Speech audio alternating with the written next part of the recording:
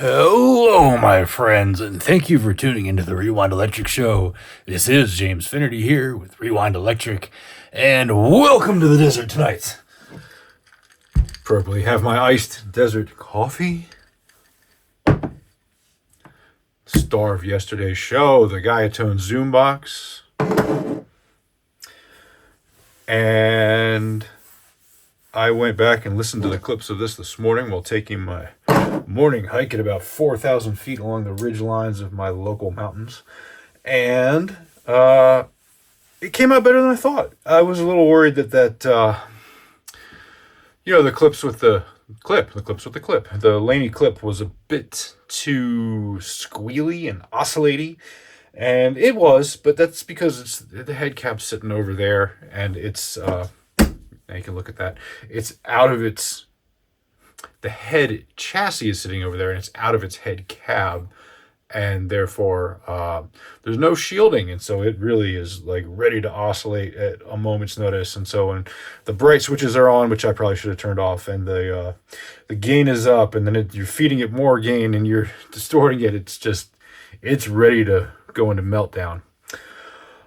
Well, without any further ado, let us get to opening the mail. I got one here from my best pals. You guys know, well, you may not, but if you watch the channel, you might know that I've had some issues lately with some vintage stuff from GC that isn't actually vintage, and just sold as such. And I'm happy to report they actually fixed one of the listings. It was for that Deluxe Electric Mistress. They corrected it. I see that it's listed with new photos showing the 3-prong cord and the back of it and some of the features that I highlighted. So they read my letter. I sent them a letter detailing bullet points of why it's not vintage, in addition to the link to the video I made, and they relisted it as a reissue, and I was just so happy to see that. Like, little win for the little guy. But yeah, that's going to help somebody else to not get accidentally ripped off. You see what we got here? I've never in my life played one of these. This is a DOD 250 Overdrive preamp. This is kind of arguably one of the very first, if not the first, overdrive pedals. I don't know that that's really true, because you got all kinds of fuzzes and stuff like that, but maybe sold as overdrive. That could be it. Go ask Josh Scott the history of this. He's your man for that kind of thing. I'm your guy for taking it apart and making a racket with it. Now, I'm noticing here, if you'll see what I'm looking at, that on that 9-volt, it looks like it's kind of crossed out. I don't know if that's just a little bit of dirt on there, or if perhaps this has been disabled. Is that the original jack? It probably is. It's too bizarre to be like a modern one. We'll find out, because, the rule here at Rewind Electric is you got to open it up before you play it. These knobs feel nice and smooth. Switch seems like it's in good shape. DOD embossed box. As I understand, okay, maybe I do know a little bit about the history of this stuff. As I understand it, MXR, I don't have one of their smaller ones handy. MXR took action against other, there's a loose knot here, pedal manufacturers who were using the same bud boxes that they were, which is kind of ironic, because bud boxes were basically something that you could buy at a Radio Shack or whatever your equivalent was. It was just, like Mauser back in the day. Like, I need a box to put electronics in. But then MXR decided to kind of, I don't know if they trademarked it. I think they just sent cease and desist letters, and that's usually enough to threaten somebody out of doing a thing. So DOD got one, and they made their own casting. And that's why they have these notches in them, to make it distinctly different, even though, this is not a bud box, but do those notches really set anything apart? Now, DOD did have an orange phaser with one knob on it, so they were kind of asking for trouble. Let's get into this. I see there's a little chip in the knob there. You can see that. I think that's okay. Gives it some character, but there it is. What was I just had a thought and it's gone. So whatever. Let's crack into this guy. Maybe it'll come back to me. Maybe it won't. Who knows?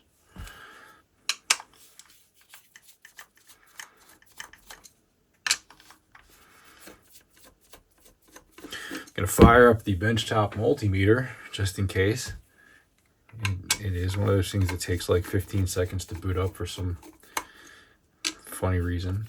It takes longer to boot up than my MacBook. Whatever. Look at these black oxide screws. I have no reason to think they're not original except that they're black oxide. All right. Moment of truth, ladies and gentlemen. I'm not entirely sure what's in here. I think it's a LM741471. I'm so bad with these part numbers. Op amp. Let's find out. It is a... It is not that thing I just said. What is it, though? And there we go. Okay, so this is one of the Malaysian ones. It's a TL081CP, Texas Instruments, Malaysia, op amp. That LM one is one that people like to see. But this was a Guitar Center buy, so you know, if you get gut shots at Guitar Center, you're having a weird day. I think this is an interesting combination of jacks here. This does not look like a original solder on this jack. I think that jack's been replaced, and it's possible that along with that jack, so has this power jack. Interestingly, I note there's no connections for a battery. All right. That's going to make this a little bit tricky. I think there's room for a battery. Let's find out.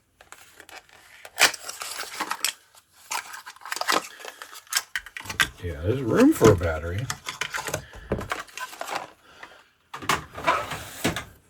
I'm going to look up real quick here. There's a computer right there that you can't see. I'm just going to hop on Reverb and see DOD 250. Is it supposed to have a power jack at all? It's not a reissue.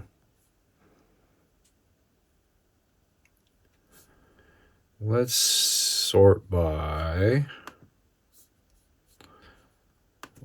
let's say 1979 and earlier. I always type the year and the price by accident. Do you guys do that? So I search and I get like a million results. I'm like, wow, there's all these vintage things. And like, oh wait, no, they just cost less than $1,700 or $1,979. Yeah, they have power jacks on even the earlier ones. Let me change that to 1989 because it looks like only the gray ones are 1979. Yeah, these have power jacks. Let's get in there. Take a look. Can we see something with gut shots, please? Oh, that one's a reissue. Snuck it in, huh? 90s, 1980s. Here we go. Oh, yeah. I mean, I'm such a dummy. It says 9 volts DC right there. Of course, that's factory. Although, I don't know. This style might not be. Maybe that's what's changed.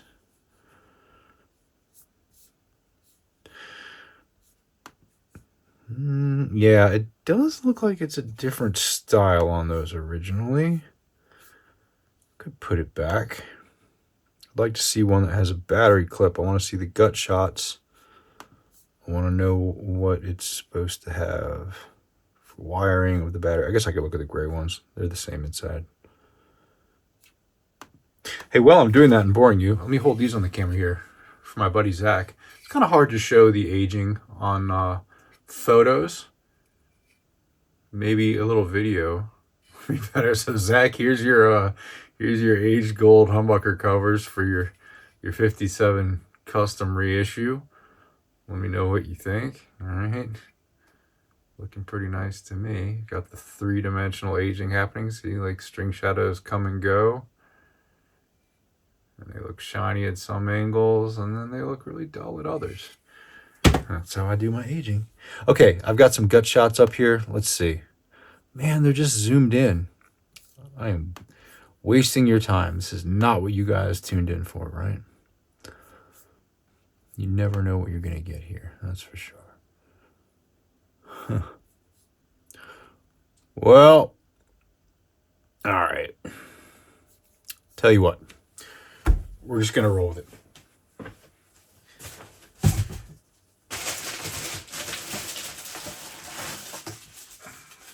I happen to have handy a bag of 9-volt clips.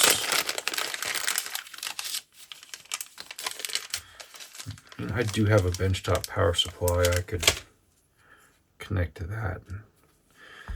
It all just seems like a lot of work. How about we just solder in a battery clip?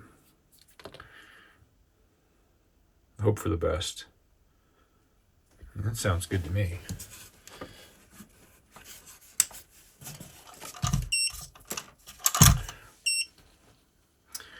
Okay, so, gosh, I think I kind of have to take the thing apart. Well, we'll get to see the pot dates. I mean, that's fun, right? The board is held on by the pots like a Electro-Harmonix would be. So these pots have particularly long legs, long lugs, however you want to word that. Ooh, plastic shaft, fancy, I love it. And they fold back, and they're what's supporting this PCB. You can see where one attaches there and one there.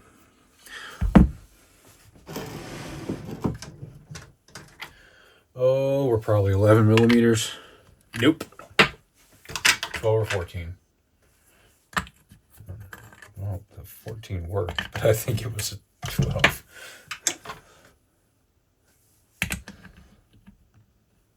Okay.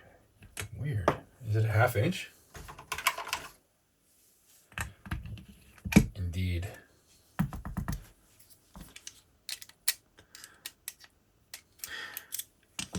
Oh yeah, because this was America's pedal. Why was I thinking this is Japanese? Maybe because that thing says Malaysia inside. It's America and Malaysia's pedal company. Getting that guy off is going to be fun. How about these little guys? I don't have a wrench, like a box wrench that would get in there. This will work.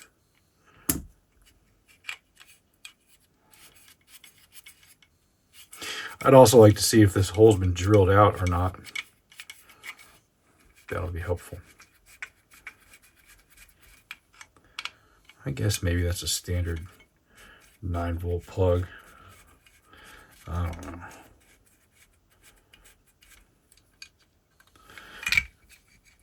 The lead is in the way here.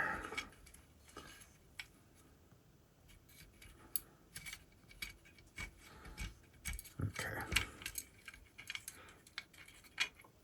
Now the lead is in the way here.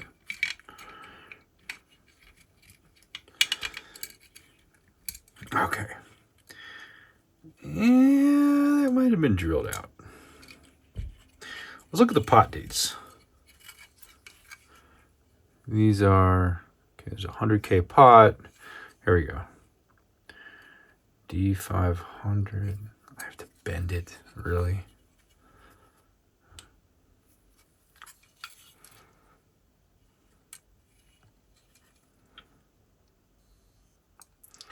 Okay, I'm not going to do this again, so have a look here. I see 137 for CTS and then 80, so 1980. See what I mean though about the how the pots attach. There we go.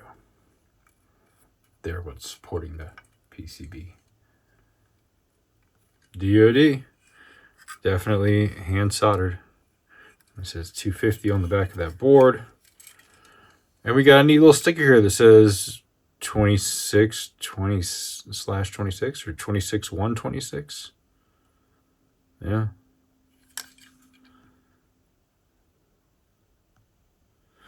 Yeah, I don't know. I mean, it's not a date. Let's just plow forward.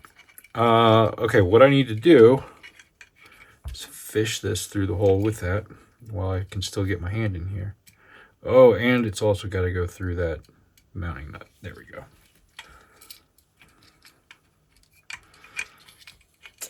Not a lot of room. Like, extremely not enough room. Can we get a little bit more length out of this?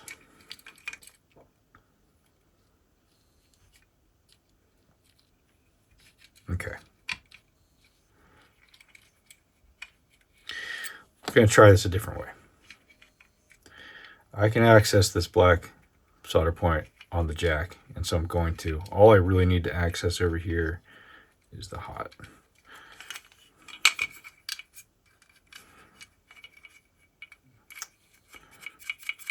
So if I mount this with the negative going down, I called it hot, sorry, positive.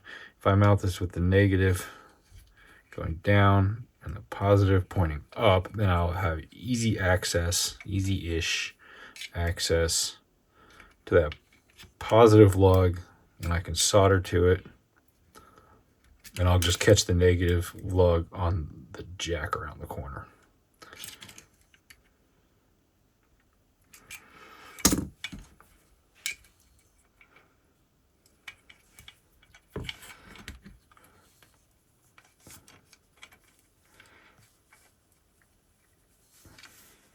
Sorry for the off-camera maneuvering here. All right. Okay. Yeah, I'll probably keep that PCB out while I do this, so it's out of the way. Okay. It's so close there, I'd like to move it over a little bit. Serrated. This is not ideal, but this jack is also not original. Oh, gosh. It's on there good. I'm not going to do it that way. I don't want to scrape anything. Okay.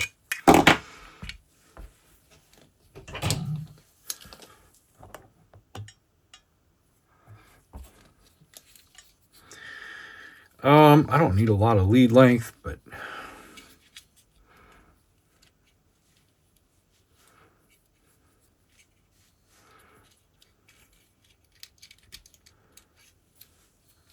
yeah, let's cut these down. Maybe like that.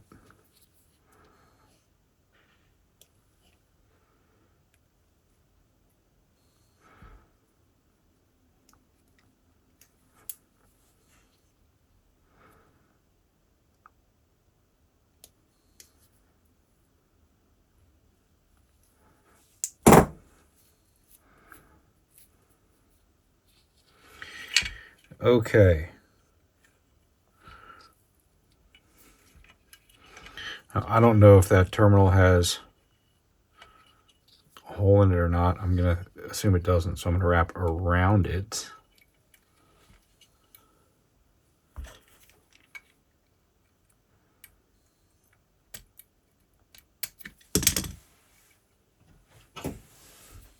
Love this tool.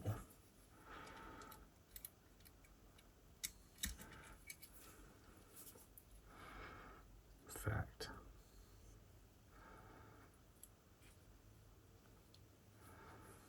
Do it that way.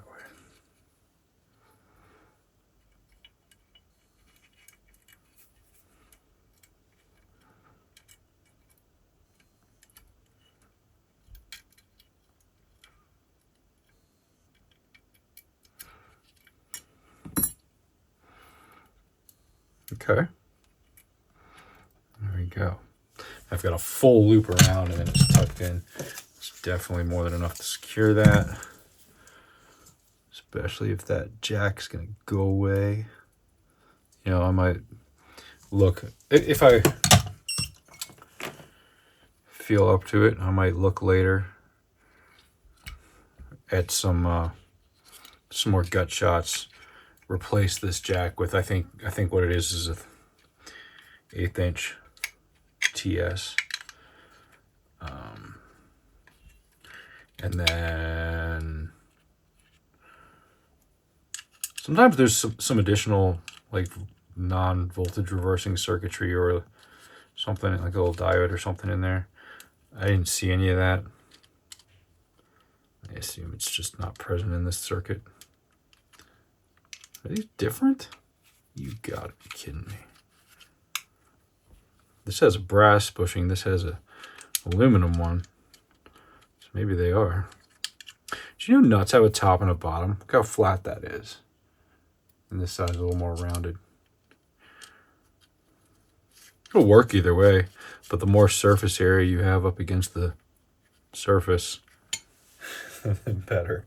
So this is probably not a 1/2 inch, but this one is. No? Oh, that's the 12. Sorry, it just looked like 1/2 inch. That one is a 1/2. That one is a 1/2. Okay, whatever. Shoot! Ah, I left the lock washers off. I am a knucklehead. You guys enjoying this so far? Pedal sounds awesome, right?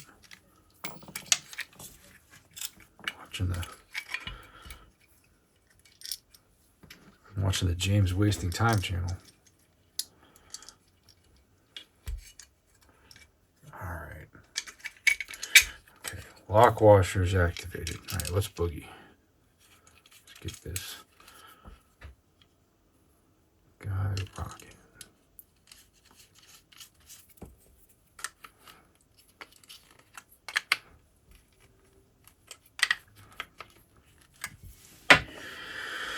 Okay. And see if you can follow the power jack. The lead comes off the jack and then it goes over, around, and it lands right here on this terminal. And that's where this is going to go too. I'm going to wrap it around. I guess I'll strip a little more off.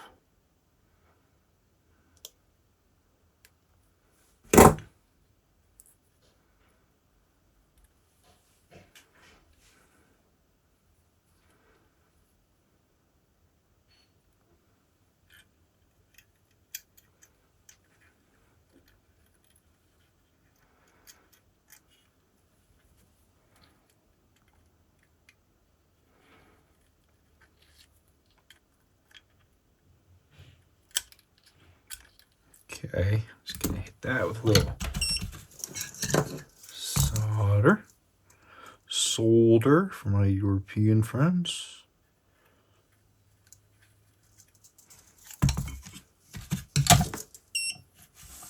Okay, I'm gonna turn off the iron. And probably gonna want a little piece of foam. Still have this guy out from yesterday.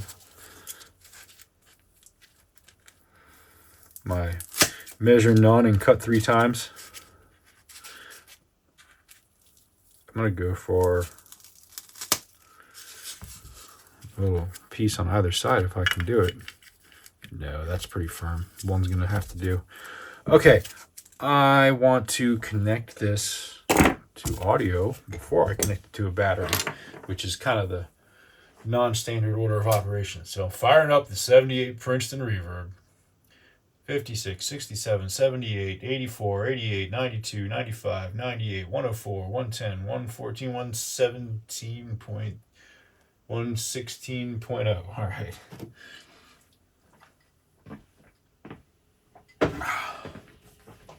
There it goes, humming. Okay. Which one's out? Out. Yeah, set these controls at about the heart of the sun. I mean noon. And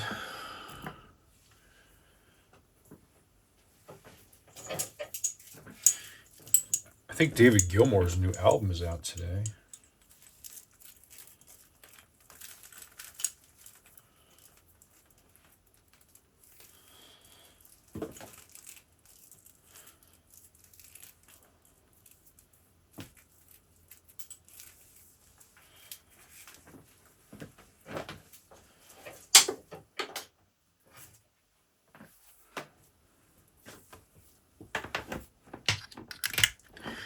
Okay, now just in case this power wiring didn't go as planned, I'm gonna just kind of connect it real quick and see what happens, and hopefully save myself a loss of an IC or whatever if it's not right.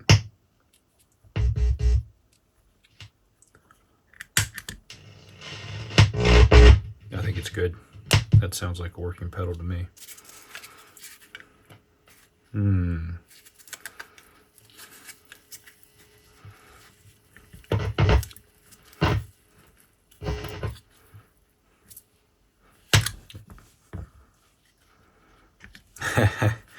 Ideally, this battery clip would have been the kind that had the wires exit off to the side, wouldn't it? This is going to be a tight fit, but it'll fit.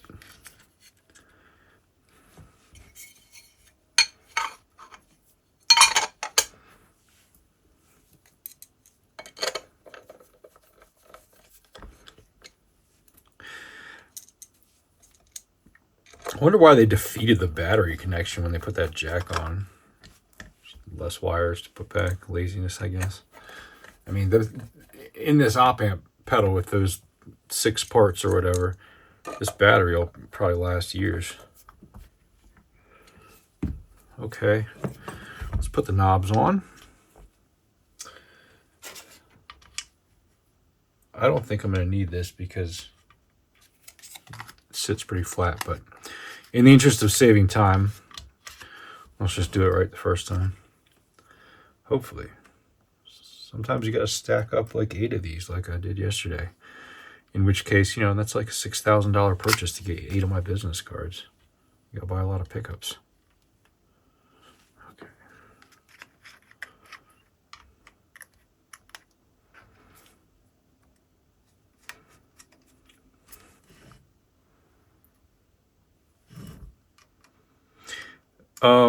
Who else noticed that my MXR flanger was not working right yesterday?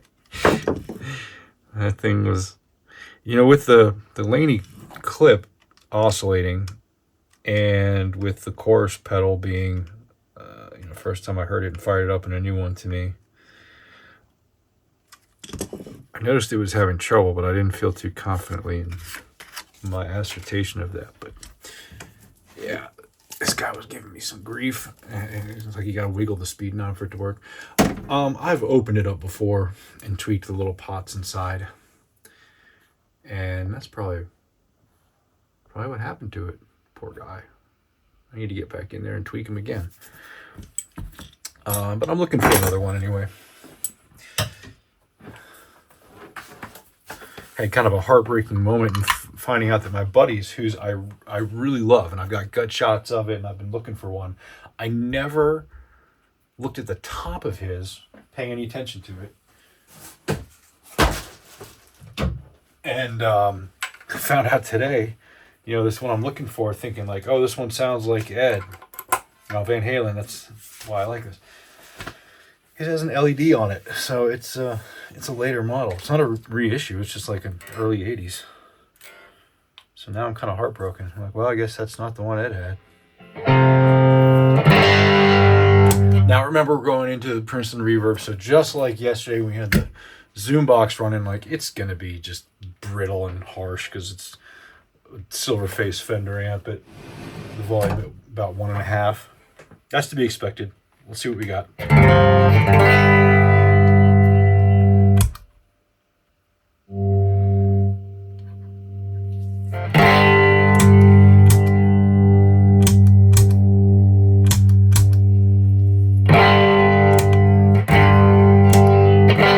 So with the gain down and the level up, it's doing kind of like a bright boost. Like, that's off, that's on.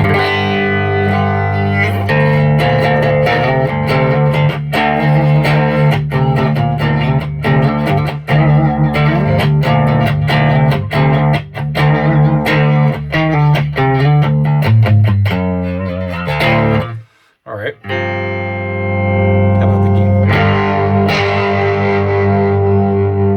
It's a little bit loud.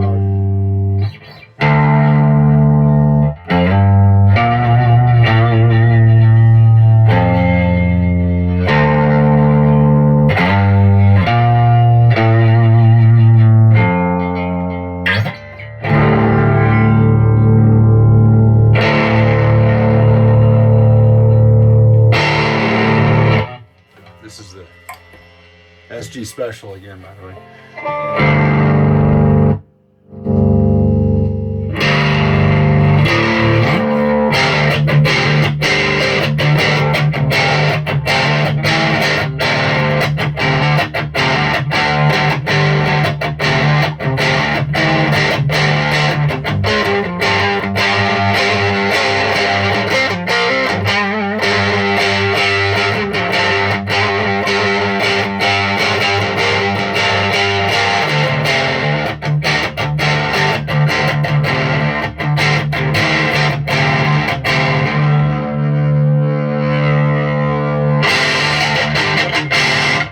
That is harsh. Should we venture to turn on the power station, fire up the clip?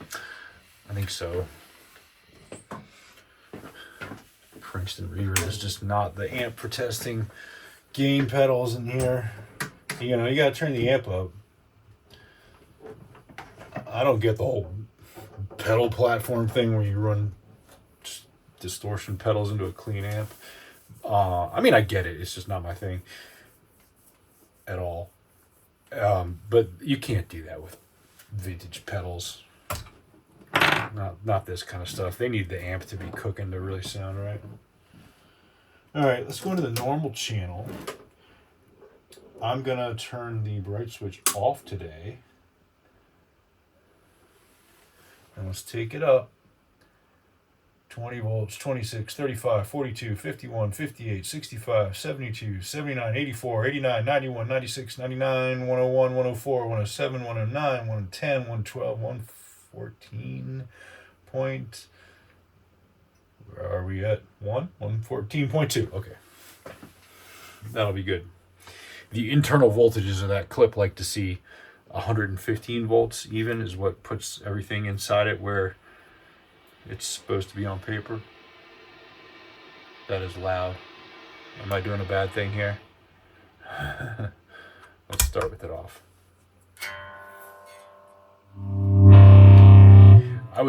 So I've got a 4x12 on the floor next to me, and I was walking around, I guess, while I was playing yesterday, and it sounded kind of phasey. I'll try not to do that. In the future, I'll mic the amps up. It's just a pain. I mean, I have the gear to do it. It's just, you know, to set up, to make a video for an hour, to make a video for 30 minutes, I end up just not making the video. So you get the phone on the bench, and you get a video. For now. A little later, we'll change things.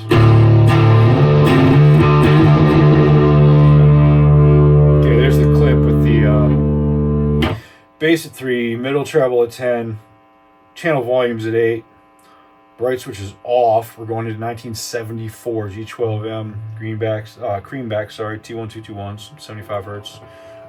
RIC cone or R/C cone, whatever they are.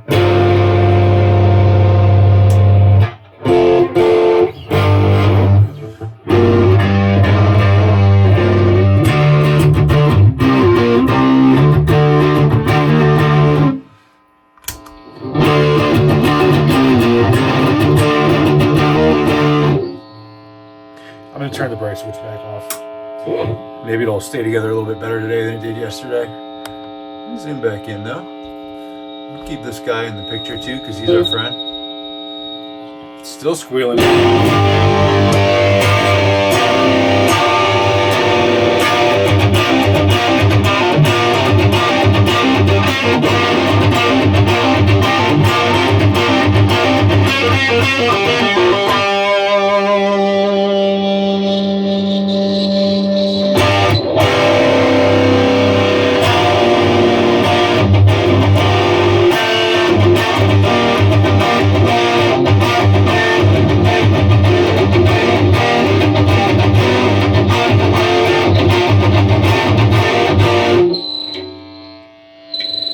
Yeah, it still wants to oscillate a lot, but I've got this up pretty high.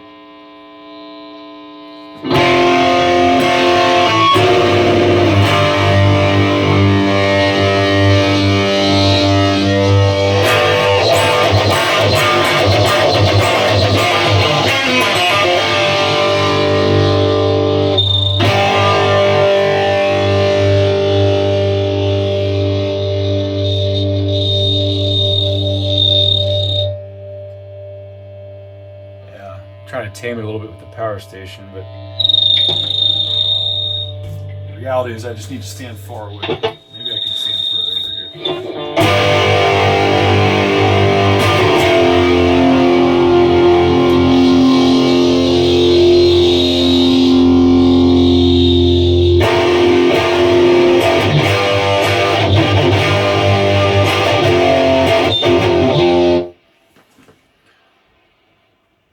Well, we're gonna have to play with a little less gain. Who's gonna complain about that, right?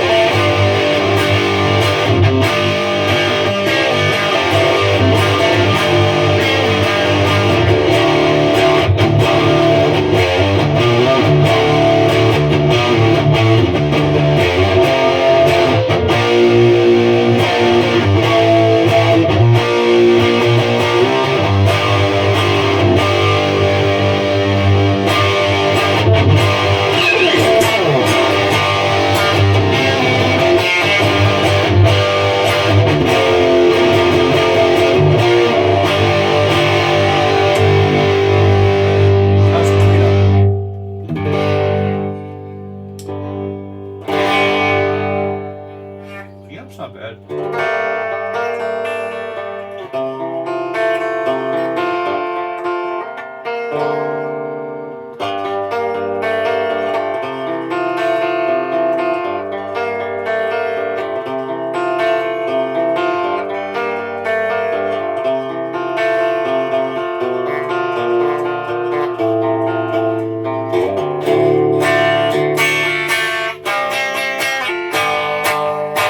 Still got that fret buzz.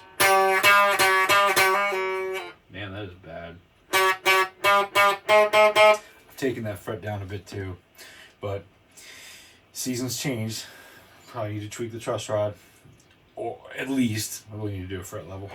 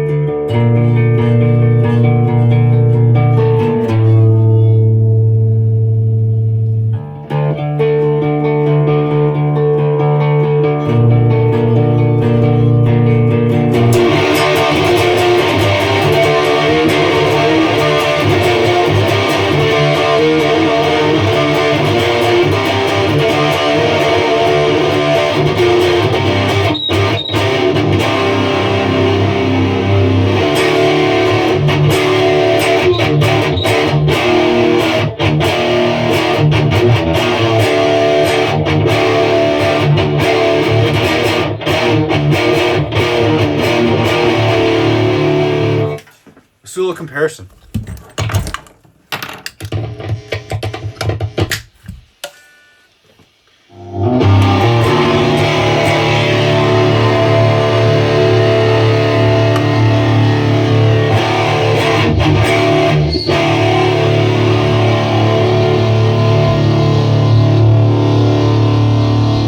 Try to set the knobs about even. Not that even knobs means even sound, but starting point.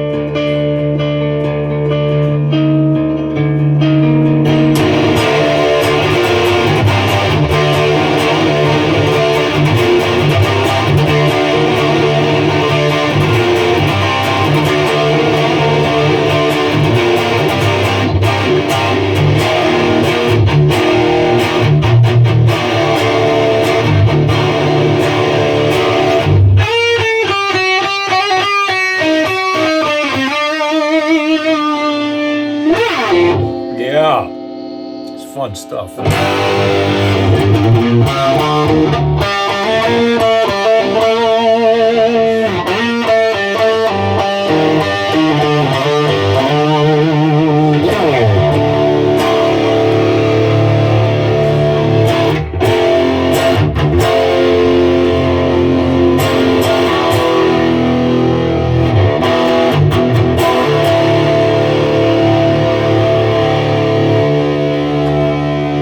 Go back to the 250 a minute.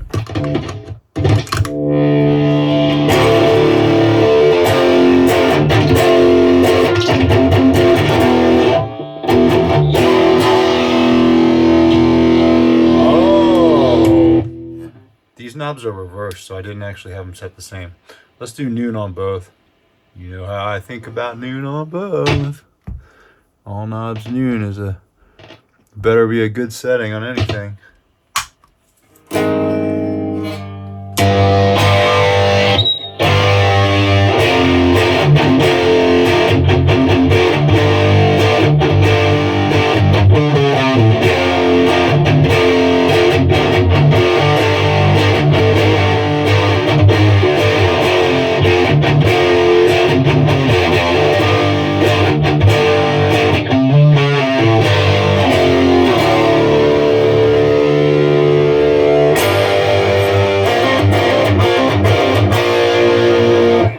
Try the zoom box again.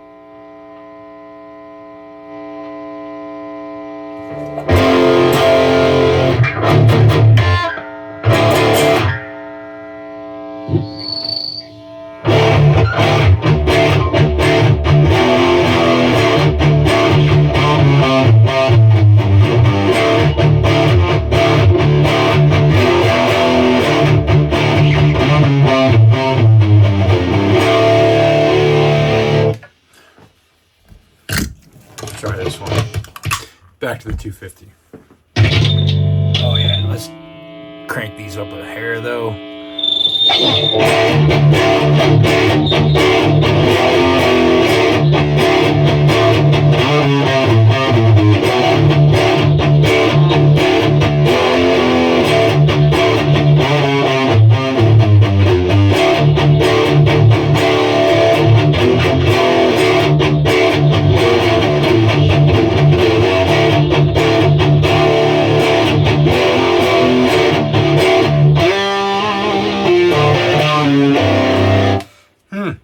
So, I think that's enough noodling around. You guys are kind of getting the idea. Oh, wait. I just want to try the cleanup one more time to compare the two.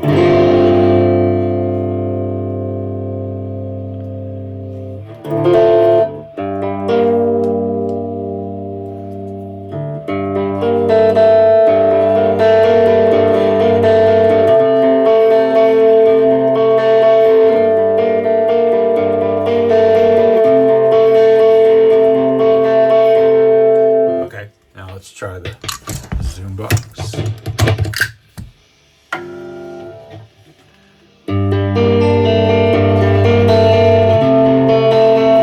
Sorry, that cleans up way better.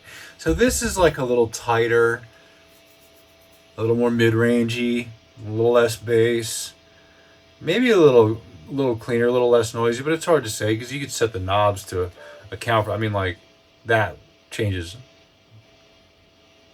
Can you hear that? That changes the noise like a huge amount. But this sounds...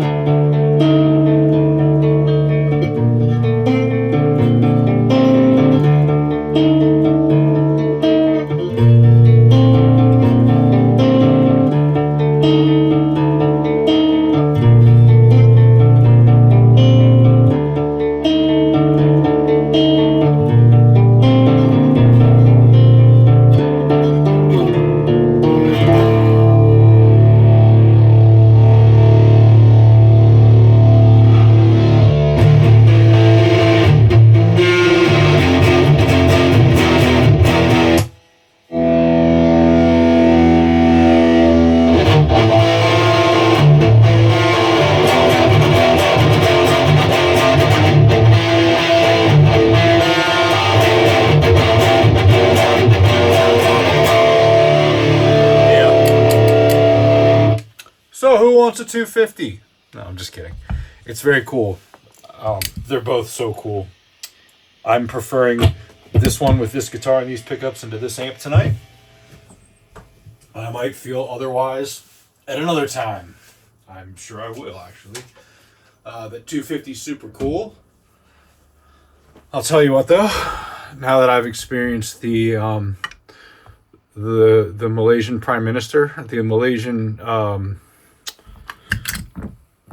op amp, I'm kind of interested in giving the other one a try, because I believe the one that's in here, and I'm so bad with that. It's like an LM 741, 471, some 147. I don't know, some combination of those numbers. That's what people like to see in this one. Now, the one in here is a metal can op amp. The version of it that you would find in these is not. It's a socket or a 8-pin IC, I believe, a regular chip style. However,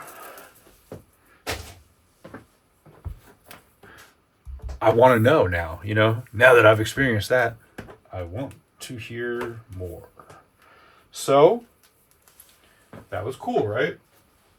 What did you guys think? Tell me in the comments. 60% of people watching this aren't subscribed. I really don't care. Leave me a thumbs down. YouTube's ghetto. People are always selling themselves for likes. I don't really care. Make sure to dislike and unsubscribe. See ya!